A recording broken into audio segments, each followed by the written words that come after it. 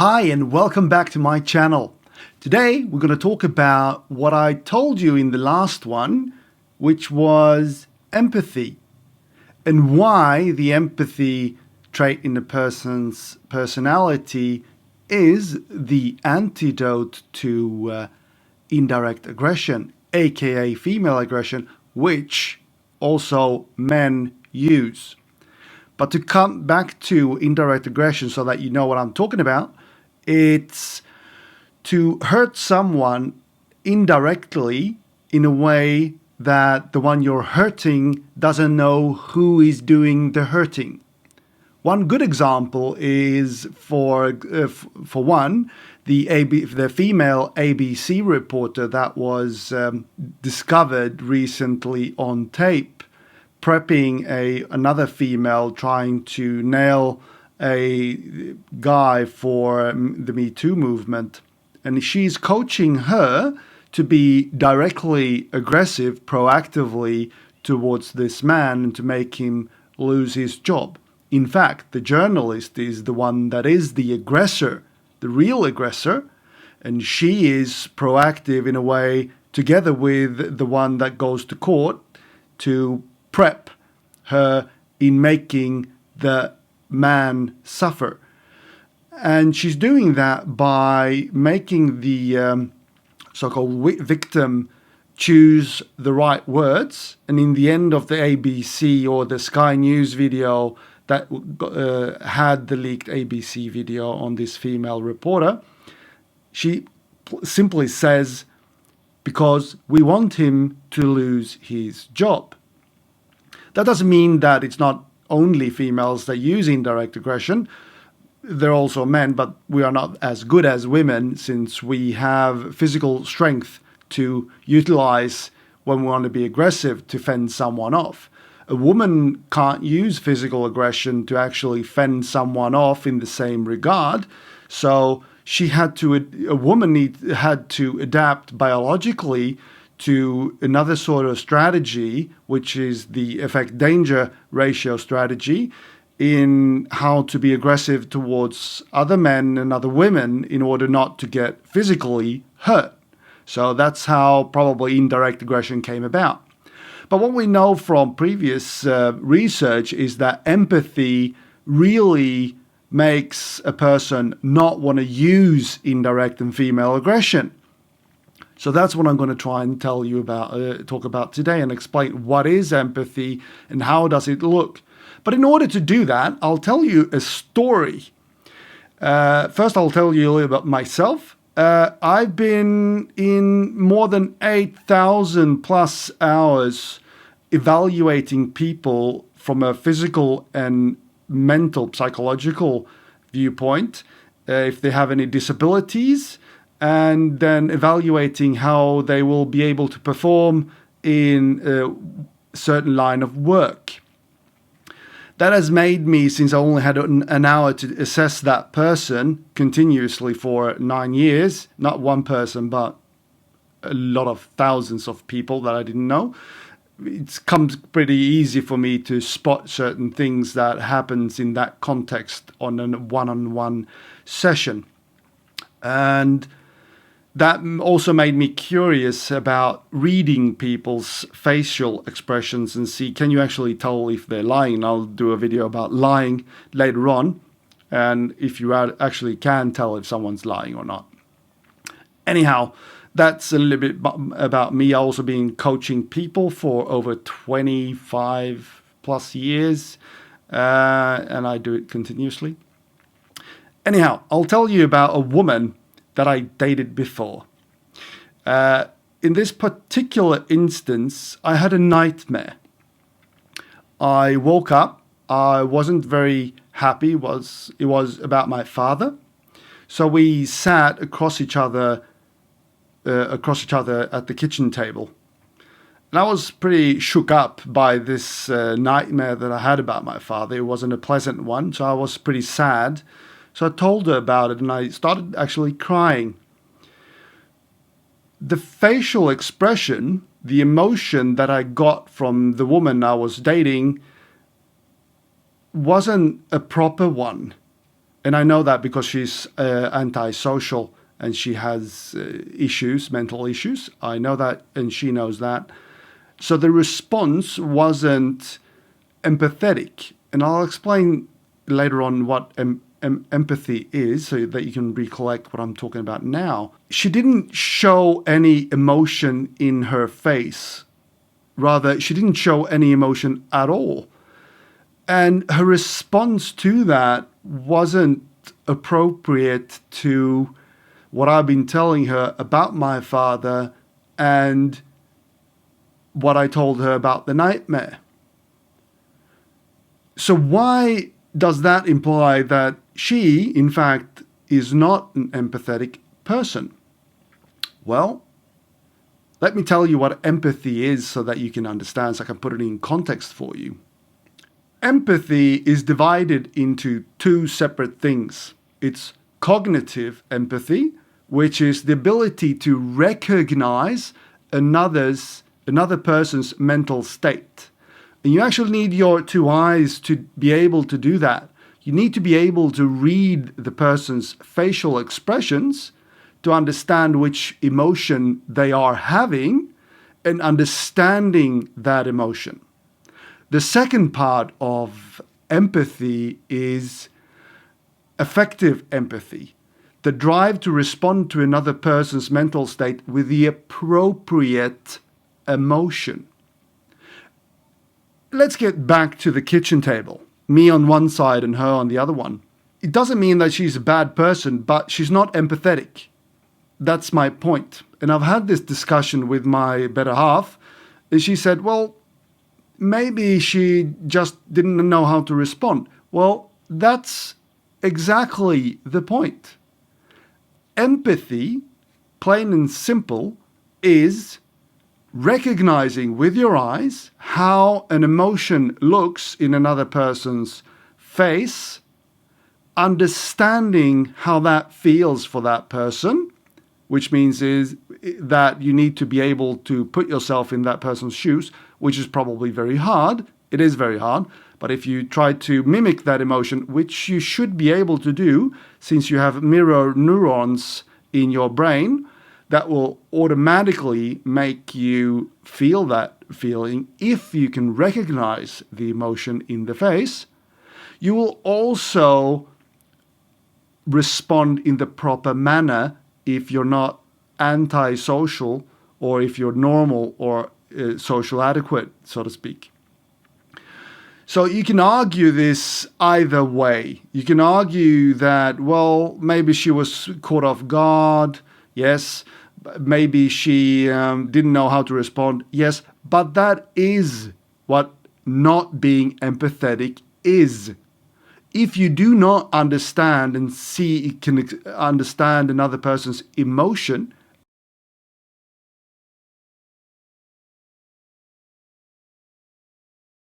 and respond properly to it, your level of empathy goes down. I've read one research that 23andMe made to check for if empathy is actually genetic. And they did that together with the ordinary Big Five test and an empathy test, which calls an EQ test, which is also a pretty valid test. I've done it myself, and I'll tell you my results. They found that about 10% of a person's genome explains the level of empathy. Men are lower than females when it comes to reading people's emotions and responding properly.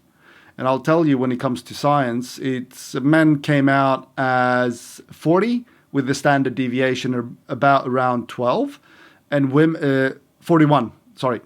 And women a mean level of 50 with a standard deviation of 13. My better half actually fits in the higher end of the female distribution. She's at 58. And I'm personally an extreme value, and I'm 64. And I'll tell you why I'm 64. I'm out of scope, so to speak. For men, the upper limits of the normal range is 41 plus 12, which would be 53, and I'm 64. So, and the maximum level of empathy is 80. So I'm pretty high when it comes to reading people. Why can I read people? Well, I've been raised in a pretty rough family, which wasn't a family probably where kids should be raised in. Anyhow, I turned out pretty well. I've done therapy, so I know how to address these issues, and I've worked with psychology and assessing people for so many years, so I can understand myself pretty well. But I started to realize that maybe I had an impairment. And here's the thing. If you have relationships and you almost always respond in a bad way so that the other party blows up, whoever that might be, maybe there's a discrepancy in how you perceive other people's emotions. And I wasn't brought up in a family where we cried a lot, for example, or felt sorrow or identified that or was accepted to be vulnerable. On the contrary, it was quite a harsh upbringing. And I will not get into details there. But I started to suspect that I had a problem reading emotions in facial expressions. So when I tried to understand the science about lying, can you actually spot if you can lie? I started doing some research on if you can, and came across Dr. Paul Ekman's research in how to tell lies, and there's a mini series on telling lies that you can watch on Netflix if you want. That's him, the founder, underneath that series. But most importantly, I bought his education video to test myself. How well can I spot a person's emotion? Turns out, when it comes to sorrow, sadness, I had a 7% accuracy in spotting the feeling of sadness in another person's face. Well, immediately you understand that that's a problem. If you can't read someone that's sad and you respond in another way, for example, with anger, now that relationship is pretty much done with in that instance. If you can't understand and feel empathetic about a person, that's doomed. And you need to be able to respond in a proper way.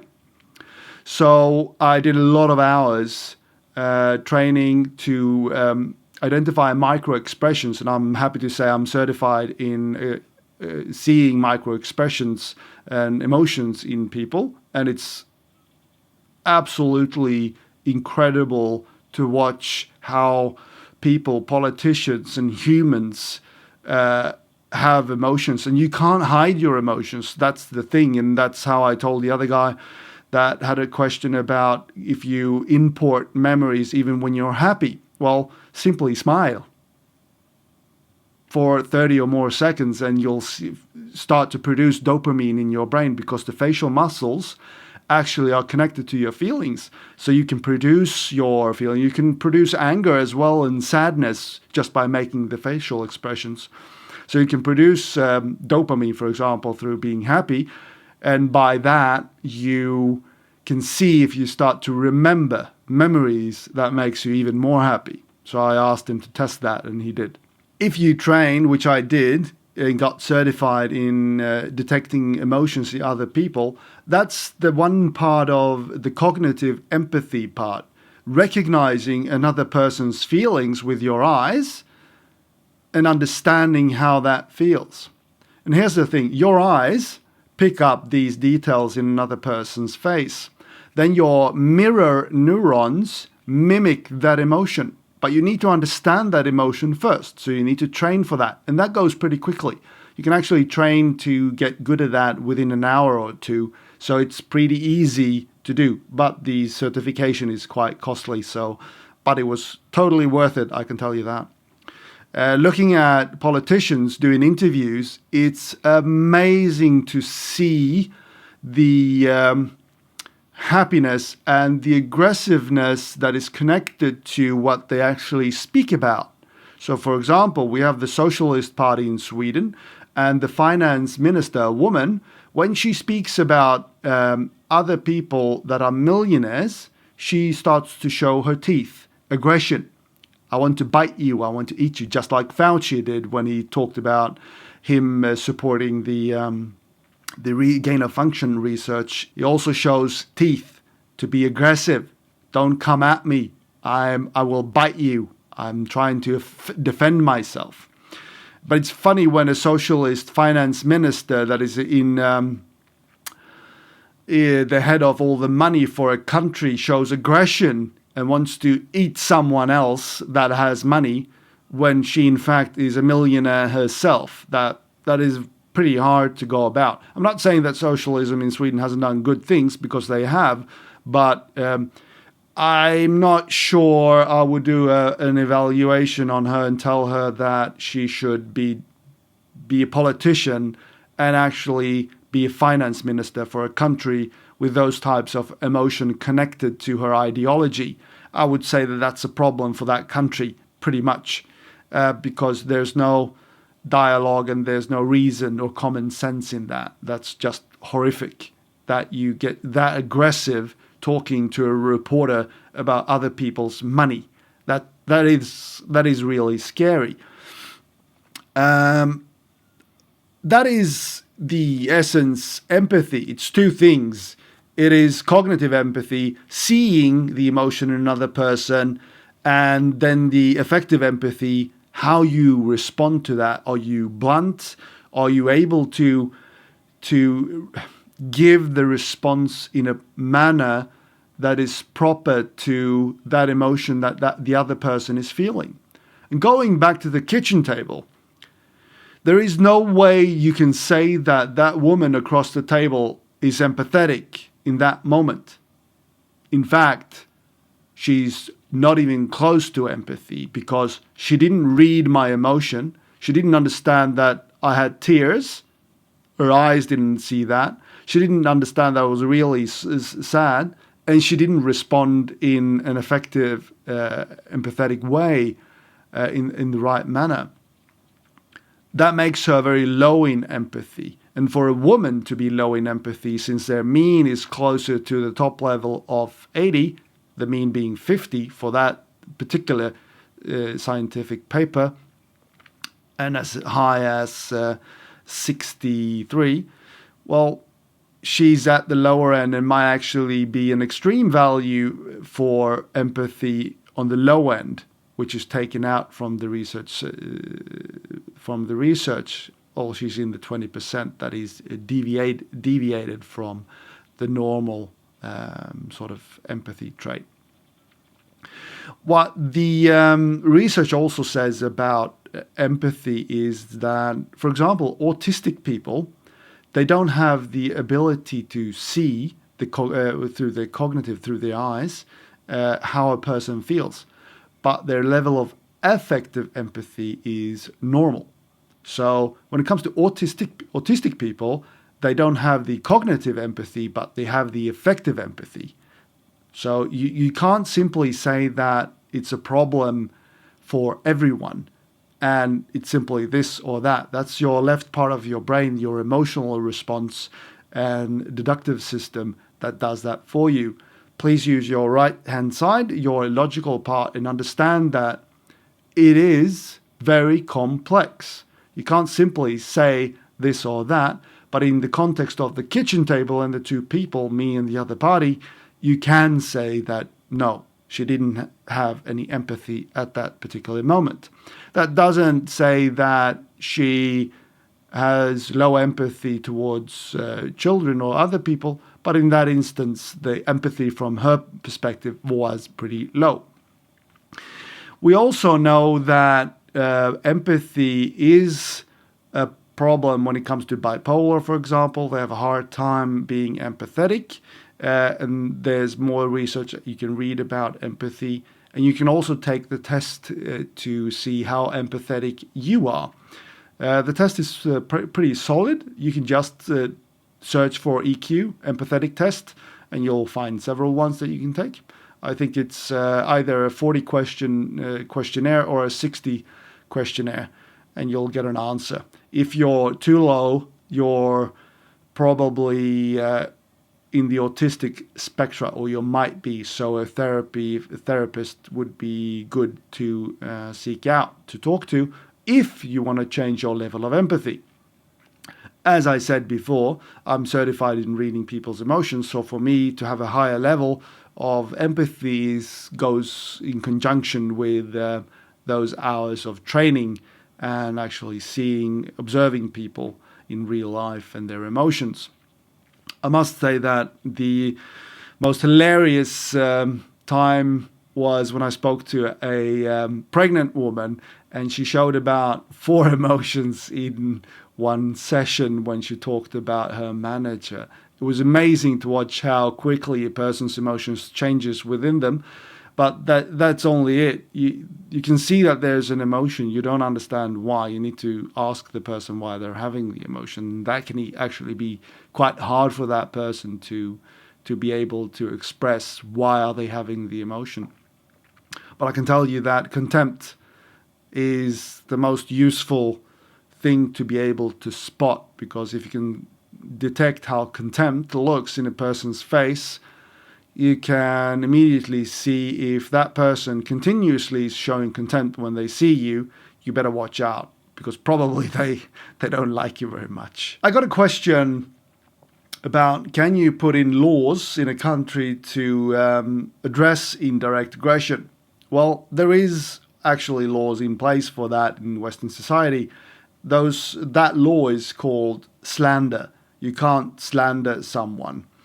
I myself have been objected to indirect aggression in one office where females were predominantly working there when I was working assessing people. And there was sort of like a queue to their managers reporting me for this and that, because they just felt like it, because it's powerful to be able to influence another person in that manner. Those female managers, in turn, had no integrity whatsoever, and they probably liked the idea of getting that type of information. The head of the government agency actually told everyone one year that you shouldn't go to your colleague and talk to them and make it work. You should go to your manager. I don't know if that person really was sane when they said that, because the result of that was disastrous. They found out that since the managers liked it and approved of that behavior, they continued doing that. It wasn't until I told my female manager that next time someone comes to report me for something, they will have to tell that statement to a police officer, and you as a manager will also have to become a witness to a police officer, because I will report it as slander. And why should you do a thing like that? Well, the whole thing about indirect aggression is about being covert. So you want to report someone to make them suffer for some feeling that you're having when it comes to neuroticism. And by doing that and be able to be covert in that the aggressor doesn't show it to herself or himself to the victim, me in that instance, that was perfectly indirect aggression when it comes to defining it. But by me telling the manager that the next time I will try to prosecute that person for slander and you'll be a part of it, then I took the covert part of the aggression out of the picture. So they couldn't be covert anymore, which meant that they would be exposed. And then the strategy of effect-danger ratio was skewed, and it wasn't worth it anymore. So what happened in that office is that they actually chose to jump to another man to start to harass him with indirect aggression. And it almost instantly just stopped for me and started for him. They just took their aggression out on him instead. Female biologists that said that we need to address this in the workplace and not tolerate indirect aggression. And as you might have understood now, there is laws in place that we can prosecute for slander if we feel that that is the right thing to do. But moreover, you can, as a company, hire people, just like Warren Buffett says, that are highly intelligent, openness to experience, they're high in that, lateral thinking, so they can understand the consequences of something. And they should also have high conscientiousness, which is order and make things happen and be productive. But most of all, those two become a problem if the person doesn't have empathy or integrity. The integrity part is to understand that I can't behave in a bad manner because that will reflect badly on me, but also on the company itself or the agency in my instance. So you need to screen for these people, and you shouldn't hire people that has no empathy, no integrity, are closed in their openness to experience, which is low, and that are not conscientious. I can tell you that consultancy firms, IT consultancy firms, they always screen nowadays for these things so that they get the right type of personality in so that they can work together as a team. That's probably why agile in IT will never work if you don't screen for personalities that are not open, empathetic, and conscientious. You get nothing done if you don't have that type of personality, and you get people that simply don't understand the effect of what they're doing towards other people. And if they don't have integrity, they'll start off with an empathy, they'll start off with indirect aggression within the team and just making problems for the team to produce. So that's one way of doing it. You need to screen for which type of person you hire. That's why when you do quotations on gender quota on how many women and men you should hire, you should instead have limits on what type of personality you should have, because women and men are basically the same in terms of personality. The majority are the same.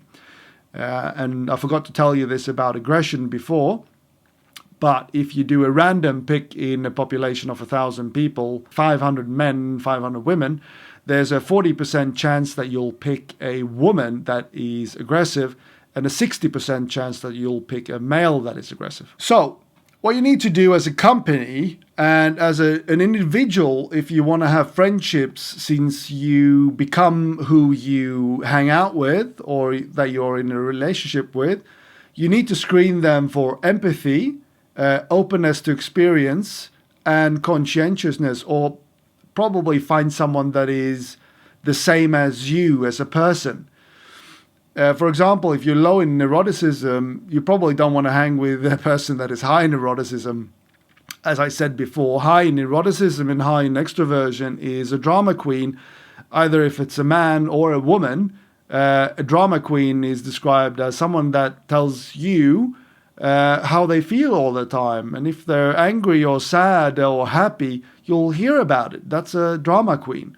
And that can be either a man or a woman. It's bipolar, sort of.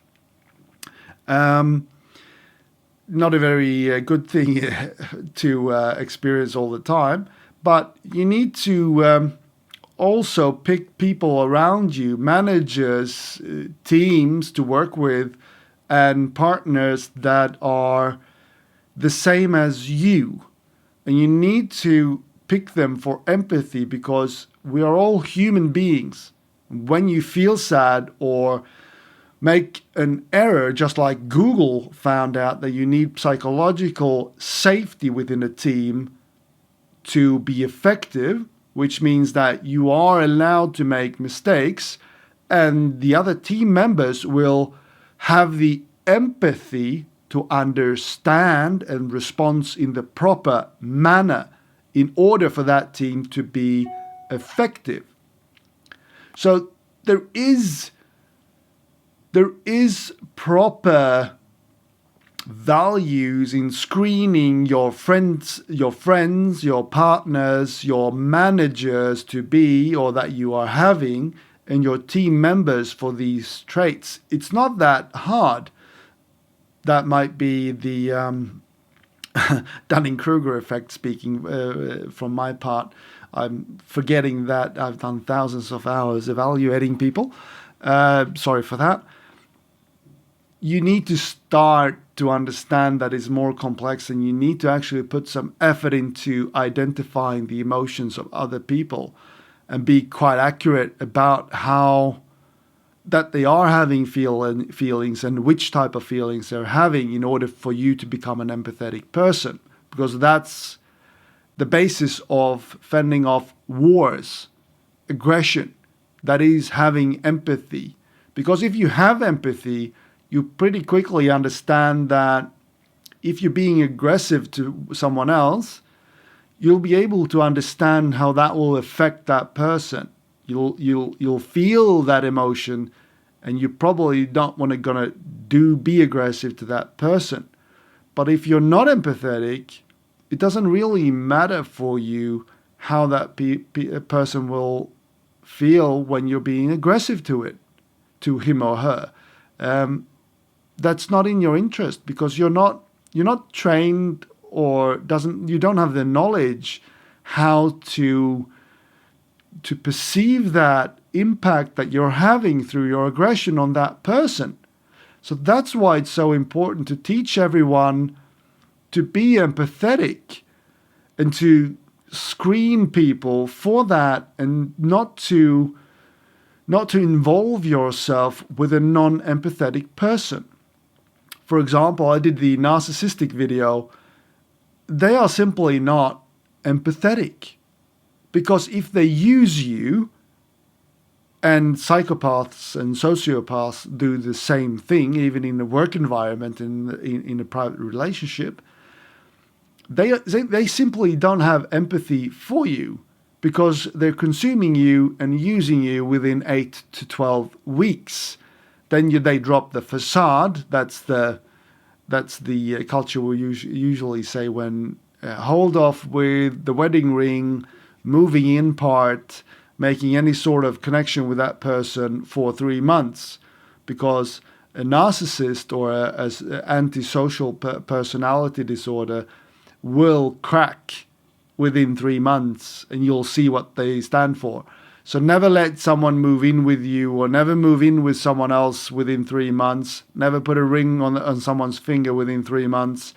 You need to hold out to see how that person actually behaves, because they simply can't hold it together, and you will not be interested for them as a subject if you don't crack under their pressure to give them control over you, in putting a ring on the finger, moving in together, letting someone have your access code to your phone, for example, and things like that. You need to fend that off for at least 3 months and still have quite a lot of engagement with that person, so that you can assess whether or not they have antisocial behaviors. I'm telling you this because I've been subjected to many narcissists, and there is an abundance in Western society towards antisocial behavior, and money has been researched on quite a bit, and that the head of that research, a woman, doesn't plainly want to say it out loud, but the bad effect, the side effect of money, is that people get egocentric, and you can see that in a lot of research, that it brings status and narcissism with it, entitlement. And that is a disease in itself in Western society when it comes to money. Anyhow, I hope that you got the perspective on empathy and the problems with empathy, and how you can go about it as a company, as an individual, to screen out these bad behaviors in people and just simply cut them out of your life, because you don't need them, because your mirror neurons in your brain will form according to the ones you expose yourself to. So be careful. And I hope that you can take this with you when you go about living your life. I'll try to add the link to the certification down below, to Paul Ekman's certification, and it's quite costly, but you can do it if you want to. If you're in a relationship, I would highly recommend doing the personality test that Jordan Peterson has on his channel. I'll link it down below as well. I've done it with my partner, and Jordan scientifically can point out if you're predisposed for being unfaithful, so you can deal with that. And you can also connect your personality test with your partner's personality test to be able to see if you are a good fit for each other personality-wise. I highly recommend that you do that, because if you have different personalities, you most likely will not fit together. And one last good advice that I can give you. I've been talking and coaching a lot with people, and I've helped someone do the big five for them in an interview style. And it's quite easy to pinpoint someone else's personality just by doing the big five test on someone else. You can do that on your partner, your parents, your friends. It's pretty accurate how you evaluate that person, especially if you've known them a long time. When I get asked to do the big five tests to help someone else do it, I usually do the test beforehand on that person so that I know my view on that person. And then I do the test with that person, and then they answer the questions. I can then, because the accuracy in the truth lies between your answer and the person that is doing the test. It's not accurate for that person because a person might skew the answers. For one, I did one with a woman that denies that she's neurotic. She is neurotic, and she came out pretty low in neuroticism, which I would argue she's not. She's pretty high in that, or at least middle. But that's how you can tell. And I pinpoint her exactly, even in the subcategories. I got the exact same value as she turned out herself to be. So it's pretty accurate when you do a test on another person to pinpoint them. And that's what I'm saying about personalities. You can't hide. You can't hide your personality towards other people. You are very much exposed. So if you have antisocial behaviors, this video should motivate you not to be a bad person, because everyone sees who you are. You can never get away with that. Never. People are not stupid. They see who you are, and they'll address you in a proper manner, and you'll be the one receiving the bad end of karma in the end, probably being very lonely when you get older because you've been treating people in a very bad manner.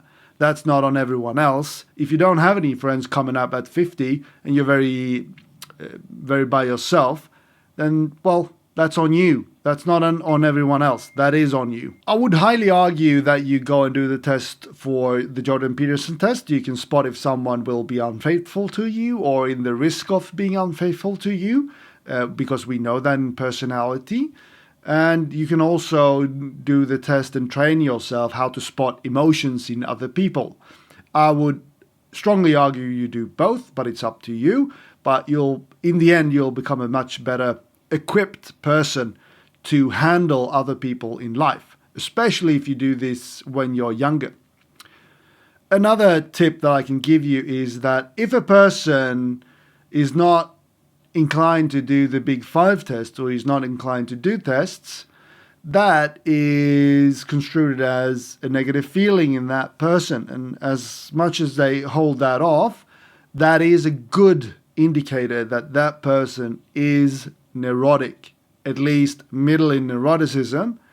If you are a calm person that is not neurotic, you might not want to engage in that person all too much. And you'll need to think about the consequences of being in a relationship or having coffee with such a person in a workplace and having a relationship with that person, because it will affect you.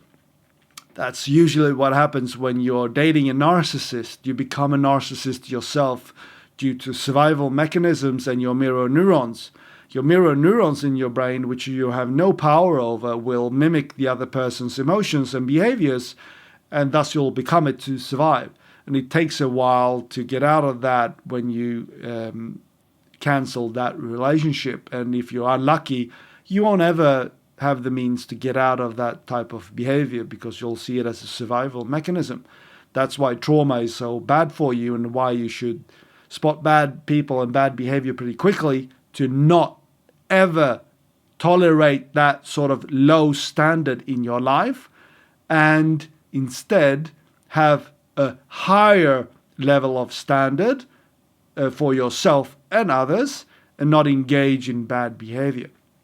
Anyhow, thank you for watching. I hope that I gave you an answer to the question that you wrote on in the comments field under the aggression video. And I'll try to make that video about attractiveness as soon as possible. Cheers, everyone. Bye.